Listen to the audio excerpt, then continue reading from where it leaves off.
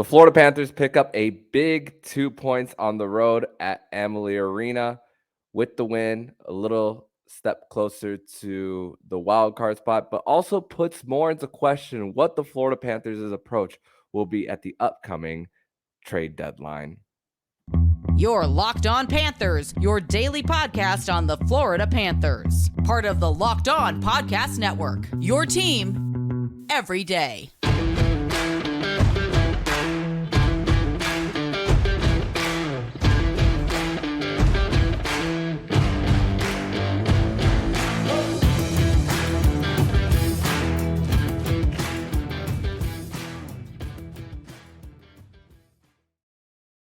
And welcome into this Wednesday, March 1st edition of the Locked On Florida Panthers podcast, part of the Locked On Podcast Network. We're to your team every day. Thank you for making the Locked On Florida Panthers podcast your first listen of the day. I'm Armando Velez, and you can follow me on Twitter at MondoMan12.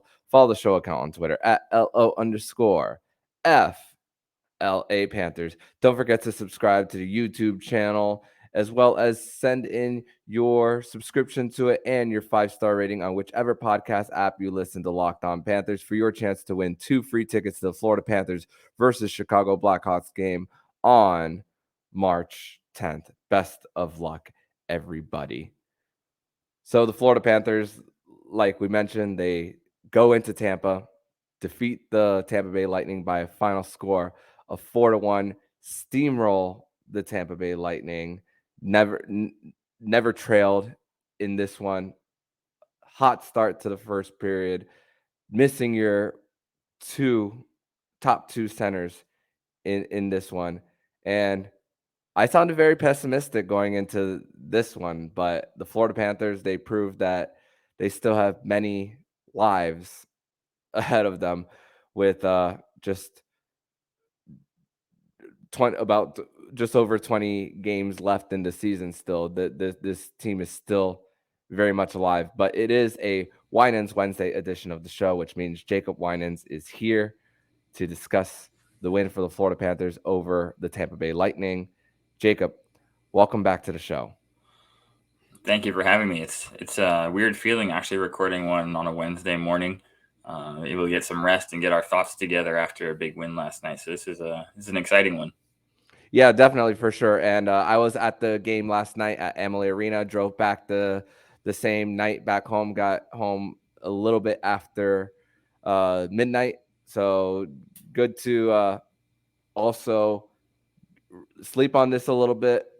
I did in fact watch the Bally Sports post-game show this morning. You could watch it on demand if you have the Bally Sports app, which I got to hear Jessica Blaylock and Ed Jovanowski go over the game as well as experience it myself in person up in the Gulf Coast. But man, let's talk about this game. Of course, we knew the situation where the Florida Panthers were going without their top two centers. Of course, Anton Lundell's having to step up on that top line. Eetu Luostarinen as well. The Florida Panthers going 11F 7B with Casey Fitzgerald coming in, Grigory Denisenko going out. Casey Fitzgerald talking about how it's a full circle moment for him to be playing for the Florida Panthers, being cousins with Matthew Tkachuk, his father, Tom Fitzgerald, playing for the franchise, who Tom Fitzgerald just traded for Sharks forward Timo Meier for the trade deadline. And, of course, being college teammates with Colin White, a full circle moment for him. So he inserts into the lineup. But you are without your top two centers, but it was the Florida Panthers centers who were getting on the board for the Panthers in this one. I mean, outside of the first 5 minutes, the Panthers were really controlling the play. I mean, early on they were struggling with their zone exits as well. The Bobrovsky was having to stop a few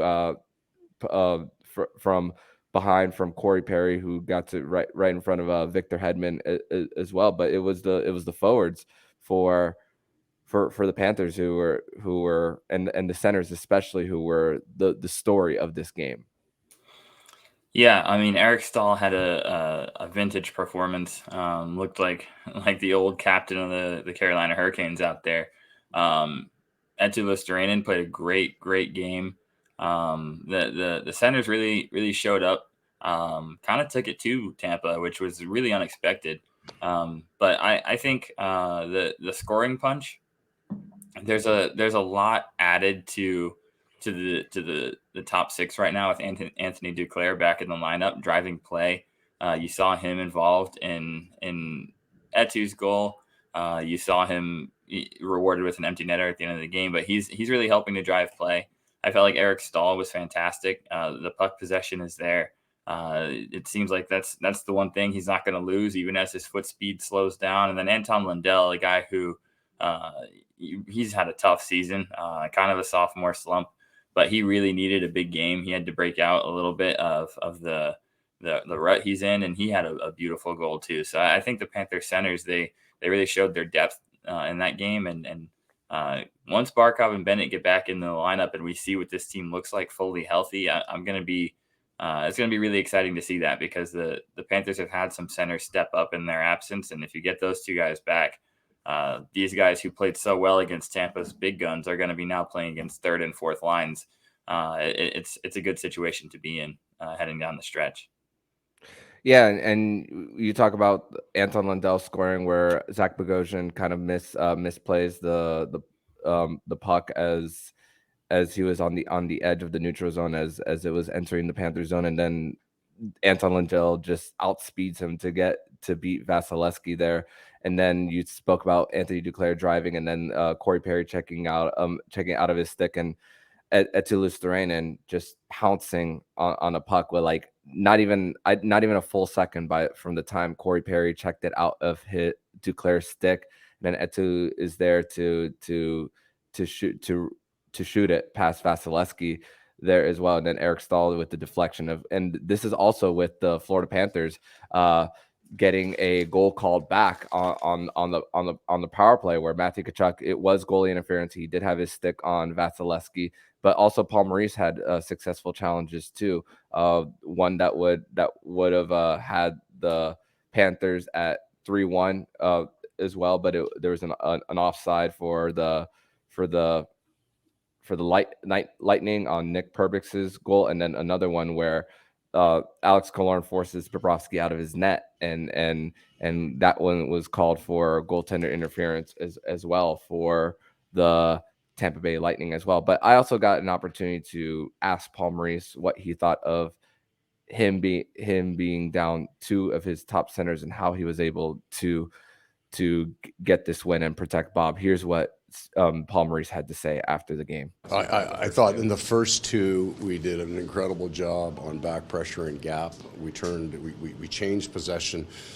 Didn't give them the line. They couldn't get in to create. They're so dynamic once they get inside your line that we were pretty good at holding the line tonight. Yeah, so Paul Maurice spoke about how back check was really well for the Panthers.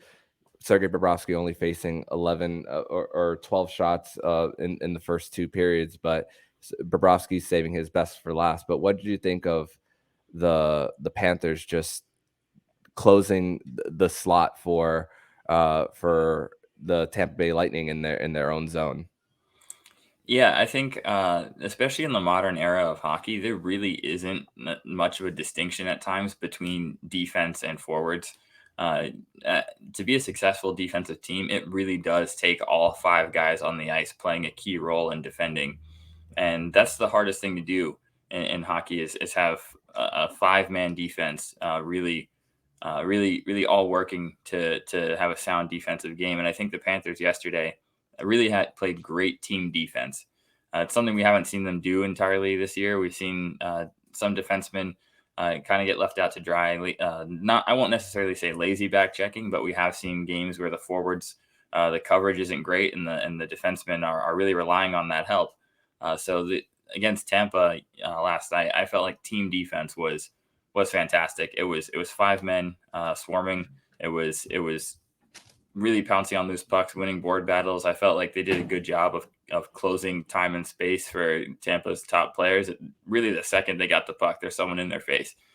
I thought team defense was the key against Tampa, and I think that's kind of what Coach Maurice is alluding to is the back checking. The effort was there from all the forwards. It was a five-man effort to support defensively and keep pucks away from Bob, and especially in the first period, they did an excellent job of that. Tampa, they really jumped on Tampa from the jump, and Tampa really had nothing going that first period, and it kind of continued. But when you do that, when you play 5-man team defense, you have to give yourself goal support, score a couple of goals while you're playing such good defense, and it's really hard for a team to come back on you. So I felt like they did a good job of getting timely goals to go along with that team defense, and it's a recipe for winning games. Yeah, and Radko Gudas getting seven blocks on the night, tying a career high. Etelus Thrainen as well. We know how great he is on the defensive front for the Panthers. And the first and third line, Lundell, Kachuk, Reinhart, and Lomberg, Stahl, Cousins. Those two lines combined for one shot on goal against at 5-on-5 to the first two periods. So just great way to protect your goaltender, and even with some silly penalties, especially two delay of game penalties for the Panthers, they were able to stop the league's second best power play unit. But in segment number 2, we're going to continue talking about this game, talk about the Panthers and how they performed at Amalie Arena in the regular season over the last few seasons, how much of a confidence boost this is for the Panthers, and of course we talk about this continuing questions on the Panthers and the upcoming trade deadline. But first, we're going to tell you all about Indeed. And no matter how the last game went, anytime you take the field, you've got a shot at greatness. Give your team the best shot at winning by recruiting more MVPs with Indeed. If you're hiring, you need Indeed, because Indeed is the hiring partner where you can attract, interview, and hire all in one place. And Indeed is the only job site where you're guaranteed to find quality applications that meet your must-have requirement, or else you don't pay. Instead of spending hours on multiple job sites helping to find candidates with the right skills, you need one powerful hiring partner to do it all. Indeed makes it easy to hire great talent according to ComScore. Indeed is the number one job site worldwide. Start hiring right now with a $75 sponsored job credit to upgrade your job post at Indeed.com/lockedon. Offered valid through March 31st. Go to Indeed.com/lockedon to claim your $75 credit before March 31st. Indeed.com/lockedon. Terms and conditions apply. Need to hire? You need Indeed. Segment number 2 here on this Wednesday, March 1st edition of the Locked On Florida Panthers podcast, where the Florida Panthers are coming off a 4-1 win over the Tampa Bay Lightning at Amalie Arena, their fourth and final matchup of the season. And if you want to look at it this way, the Florida Panthers win the season series as far as points, 5-4. So that's a little bit of a kind of a victory lap, where the first one they lost in overtime, and of course the last two were just beatings of the Tampa Bay Lightning. So that's an encouraging sign. So Jacob, the Florida Panthers are now 4-2-2 at Amalie Arena in the regular season since 2021. Let's not forget that they lost 7 straight right before that. And I had an opportunity to ask Sergei Bobrovsky how he's felt about performing at Amalie Arena and him getting used to it. Here's what he had to say. Yeah, it's a great building. Fans give the create the good atmosphere. It's electric. It's so much fun to play here, and even more fun to win.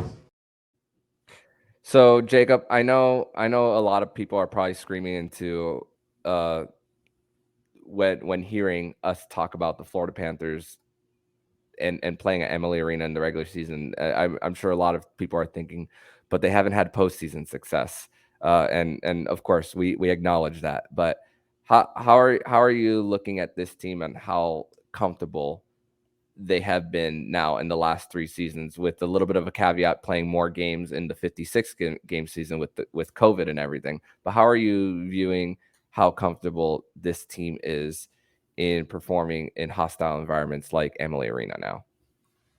Yeah, I feel like they really come around and done well in the regular season playing in a building like that. Amalie Arena is a intimidating building to play in as an opposing team, but probably no more. It's no worse than being a Panthers player playing in that building. It's the biggest rival of the Lightning. It's a nasty rivalry, and it has been for the last handful of seasons. people go to Panthers Lightning games at Amalie and they want chaos. And a lot of times the fans are rowdy and they bring the chaos. So I think the Panthers being able to go in there, especially down to two of your best players, your top two centers, to go in there and still come out with a win, that's a huge confidence boost. And I feel like getting that regular season success and going in there confident that you can win games, eventually that does translate over to the playoffs. I really do feel like that's the case. That building has been a house of horrors for the Panthers in the postseason. But you start stacking some of these regular season wins up against them, especially in that building. You show that Andrei Vasilevsky is mortal. He can be beaten.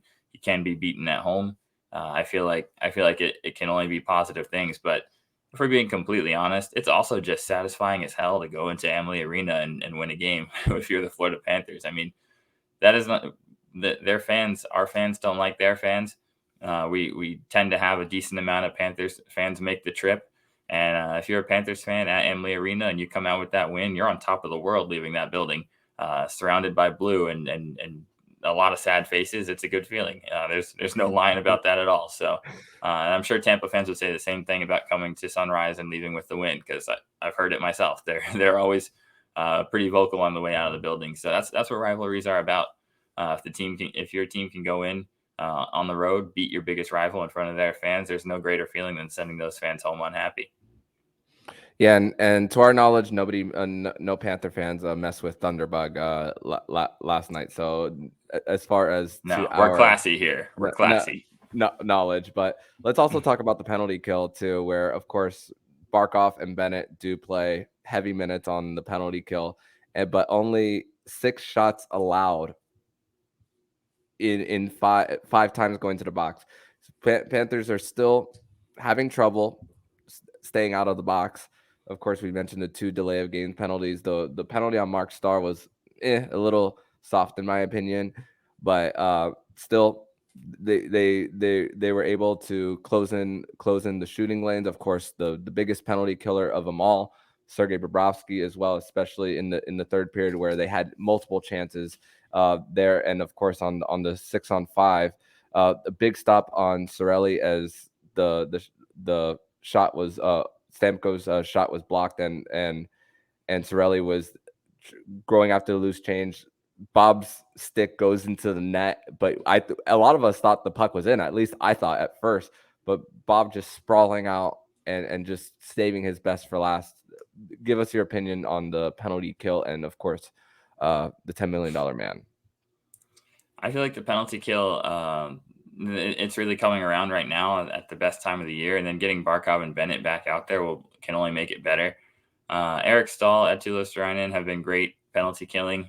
We've even seen guys like Ryan Lomberg get involved there, and Nick Cousins has killed some penalties. There's a lot of guys who are contributing at that effort. Sam Reinhart is killing penalties lately. I'm really impressed with the team effort penalty kill wise.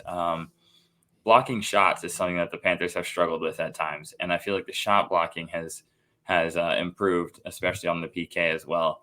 But again, it doesn't really matter what you do as a penalty killer unless your goalie makes the saves, because at the end of the day, it's 5 men against 4. Shots are going to get through, and you can't block all of them. You can't suppress all of these shots. At the end of the day, Bob has to make saves. He did a great job yesterday making saves, some really key ones, because we know how dangerous that Tampa power play is. They have a really, really good system, and they're one of the few teams who are fortunate to have a true sniper one-timer threat on both sides of their power play, with Kucherov being left-handed, Stamkos being right-handed. They can both get that one-timer off from opposite sides, and then Braden Point in the middle. It's pretty lethal. So I was impressed with the shot suppression on the penalty kill and some of the saves Bob made. But again, you did touch on it. The Panthers really, really, if they want to make a run at the end of the season here, they're going to have to get more discipline, have to stay out of the box, have to cut down the mental errors. Staying out of the box is key, because at this time of year, power plays are really they're the best that they're going to be over the course of the season. They've had 60 plus games. Every power play has had 60 plus games to get into a rhythm, find out what works, what doesn't work. Every power play at this time of year is capable of scoring, and that 1 or 2 goals that can come on special teams, can be the difference in wins and losses. We've seen that happen to the Panthers way more times than we would like this year, where special teams is the sole reason why we lost the game. So if the Panthers can finally get their power play rolling when Barkov and Bennett are back, having Duclair back in the lineup now, the power play, there's potential for it to finally break through, but the penalty kill has to stay solid. Absolutely, and that has been the biggest weakness for the Panthers all season. And credit to Eric Stahl and Etelustarainen, who, as far as shorthanded time on ice, they were about double the amount of time on ice, more than any other forward on the team. So they were just logging those big time minutes, and of course those were likely stretched with Barkov and Bennett out of the lineup. But in segment number 3, we are going to discuss a little bit of the help that the Panthers had, what are their playoff chances looking now, and does Bill Zito pivot as far as what he does in the upcoming trade deadline? We're going to discuss this next here on the Locked On Florida Panthers podcast. But first, we're going to tell you all about FanDuel. And we're at the midway point of the NBA season. It's here, and now is the perfect time to download FanDuel, America's #1 sportsbook, because new customers get a no-sweat first bet up to $1,000. That's bonus bets back if your first bet doesn't win. Just download the FanDuel Sportsbook app. It's safe, secure, and super easy to use. Then you can bet on anything from the money line, point scores to threes drained. Plus, FanDuel lets you combine your bets for a best chance at a bigger payout with the same game parlay. So don't miss your chance to get your no-sweat first bet up to $1,000 in bonus bets when you go to FanDuel.com/lockedon. That's FanDuel.com/lockedon to learn more. Make every moment more with FanDuel, the official sports betting partner of the NBA. The NHL trade deadline is Friday, March 3rd. Join us live on the Locked On NHL YouTube channel from 2 to 4 p.m. just as the Locked On NHL hosts break down the biggest deals from across the league. Locked On Podcast Network, your team every day. Third and final segment here on this Winans Wednesday edition of the Locked On Florida Panthers podcast is the Florida Panthers roll over the Tampa Bay Lightning by a final score of 4-1 at Amalie Arena. Season series is done. And the Florida Panthers do, in fact, get help on the night. Still, their playoff chances, according to Money Puck, are right now at 27.5%, while New York is a third. Buffalo is 28.2%.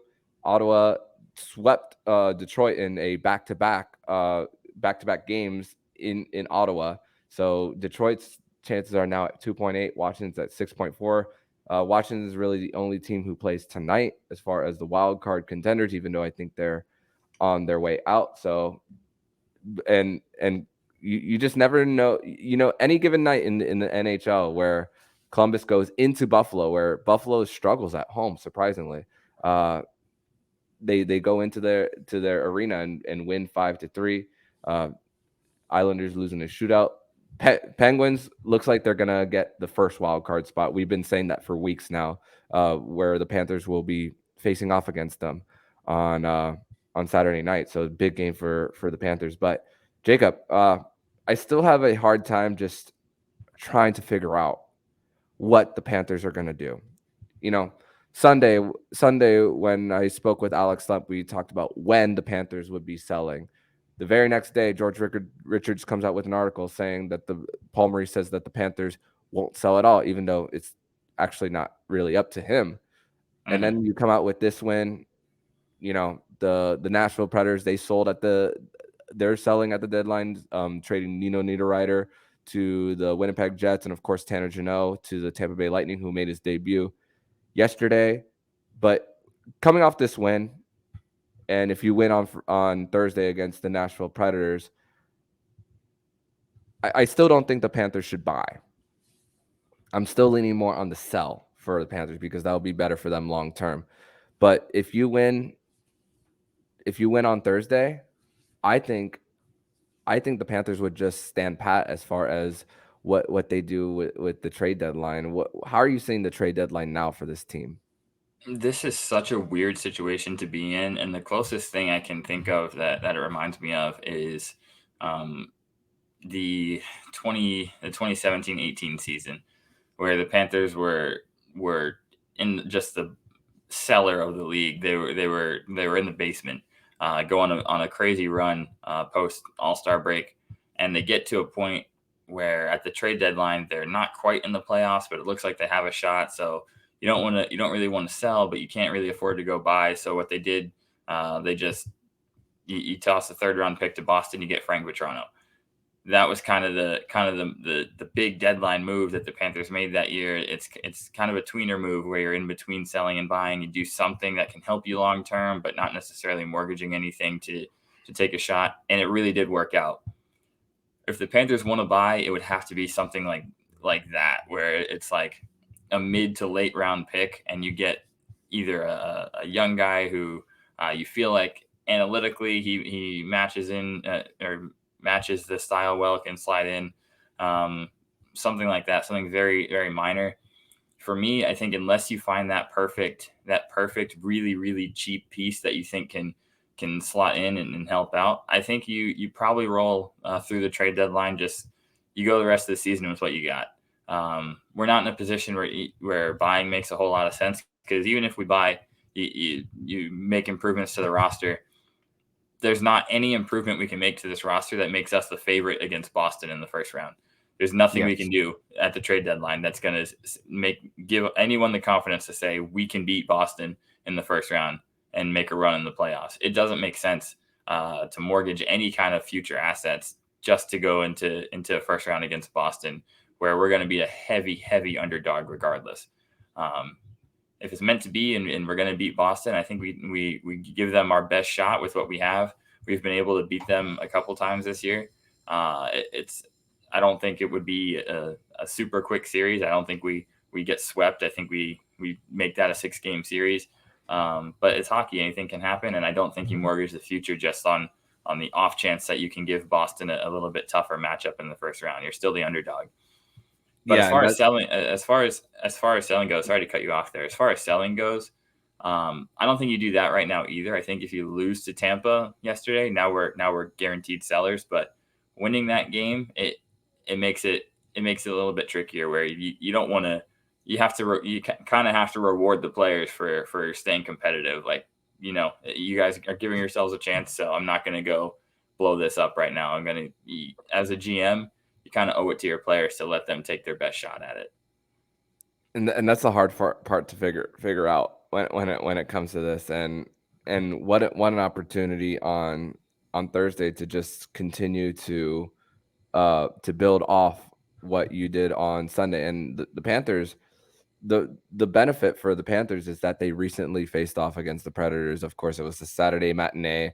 The Panthers just let Sergei Bobrovsky out to dry. That was Spencer Knight's last action in the NHL before he went to the Players Assistance Program, and the Panthers didn't really do him much favors there neither. So the Panthers, it's fresh in their minds too. That's the best part about Thursday's matchup.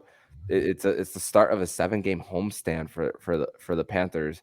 And listen, the odds still aren't good for the Panthers. Let's not let one win just change the whole picture for the Panthers. As great as beating Tampa is, beating Tampa is great. Don't get us wrong, but the Buffalo loss still weighs heavy on this Panthers team. That's the thing about all of this. And those swing games.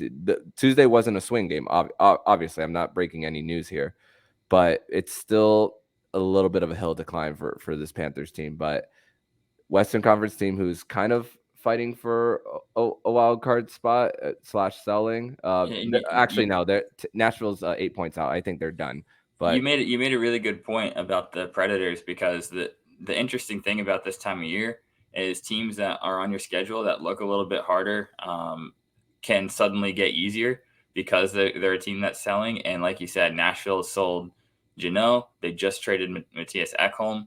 They've traded some key parts. They traded Nino Niederreiter. So it's not even exactly the same team we played a few days ago. And the Panthers' biggest deadline addition is Anthony Duclair. He's back in the lineup after missing the whole year. So the Panthers really do have an upgrade already in-house, and Nashville is depleted compared to what they were a couple weeks ago when we played them. So that's really how it goes this time of year. Some teams sell and they become a much easier opponent than they looked like on paper just a few days prior. Yeah, forgot to mention the Matthias Ekholm trade, which I believe he has term too on his He does. contract. So, and they got a first round pick out of it. David Boyle just going out with a bang right before handing the reins over to Barry Trotz. So if you're Yep. if you're a Predators fan, you're feeling good about your future that you still get to build around Philip Forsberg, Matt Duchene, Roman Josi as well, and of course their stud goaltender in UC Saros. So. Big opportunity Tuesday night, and of course the Panthers are home where they win often. So it's just the opportunity is there for this team, because there are a few teams that you have on the schedule where it'll be a bit of a challenge: Pittsburgh, Vegas, Winnipeg, New Jersey. But then there are the teams out of the picture: Nashville, Chicago, and Montreal. So it's there for the taking, my friend. Just win, baby. That's all it is. We're still in the stage of the year where if you just win your games, you give yourself a chance. Just win. Yep. And the Panthers, in order to get to 96 points, the most they can drop at this moment still is 10 of the next 21 games for the Panthers. Excuse me, 20 games for the Panthers. So only can afford to drop 10 if you want to get to that 96 benchmark. But Jacob, I want to thank you so much for joining me on this edition of the Locked On Florida Panthers podcast. Another Winans Wednesday, coming off a win for the Florida Panthers. So let everybody know where they can find you online. Yep, you can find me on Twitter at Jacob Winans 8, and yes, definitely always happy to do these, especially after a win. I really needed that one because I was in the building for that Buffalo loss. It was a rough night, so definitely a good win for us yesterday. Absolutely. Thank you so much, Jacob, and I will see you next week as we break down the Panthers Vegas Golden Knights game next week. So I will see you then. Looking forward to it. I might be at that game myself, so I'm definitely looking forward to that one. Cool. See you then. And if you like what you're hearing, please subscribe to the podcast to be notified every single time the Locked On Florida Panthers podcast jumps into your podcast feed. Don't forget to also subscribe to the other shows on the Locked On NHL network, including Locked On NHL, Locked On Fantasy Hockey with Flip Livingstone and Stu Roden, and Locked On NHL Prospects. Thank you for making the Locked On Florida Panthers podcast your first listen of the day. And for your second listen of the day, make sure you listen to Game to Game NHL.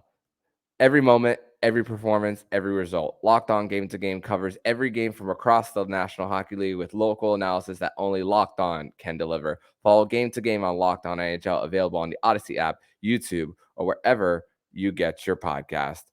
So I'm Armando Velez with Jacob Winans, and you've been listening to Locked On Florida Panthers podcast, part of the Locked On Podcast Network, where it's your team every day.